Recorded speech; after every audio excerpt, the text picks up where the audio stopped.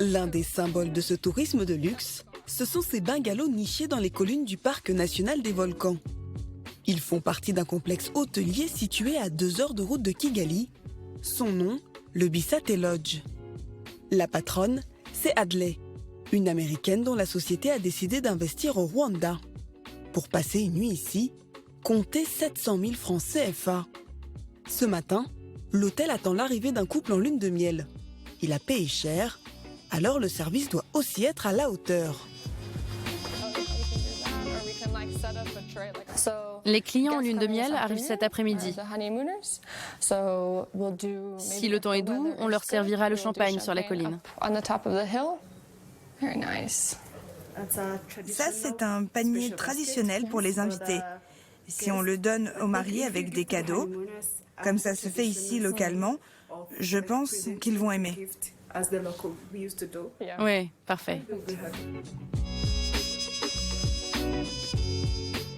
Luxe oblige, ici, pas de masse. Les clients sont principalement des riches étrangers.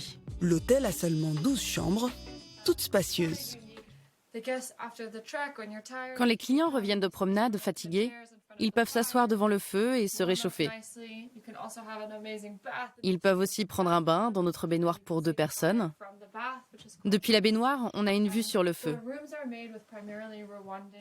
Nos chambres sont faites avec des matériaux locaux, ce qui leur donne un aspect authentique. Et il y a surtout une terrasse avec une vue imprenable sur les volcans. C'est juste incroyable.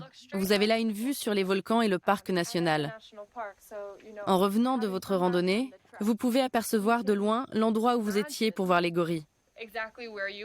Ça vous donne le sentiment de vivre au milieu de la forêt et d'être connecté aux gorilles. Un tourisme de luxe qui rime avec discrétion. 6 des 12 chambres sont actuellement occupées. Mais aujourd'hui, nous ne verrons aucun client malgré nos tentatives. La patronne a une explication. Vous êtes sûr qu'on ne peut pas interviewer quelques clients? Malheureusement, non. L'intimité de nos clients est notre priorité. Pourquoi? La discrétion, c'est notre priorité numéro 1. Ils ont payé beaucoup d'argent pour partir en vacances, se reposer. C'est important de respecter cela et de leur laisser leur intimité. On ne leur demande rien, ils peuvent tout nous demander, mais nous, non. Se positionner comme une destination touristique haut de gamme et attirer une clientèle peu nombreuse, mais fortunée.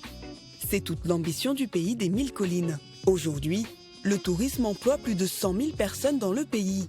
D'ici 5 ans, ce chiffre pourrait presque doubler.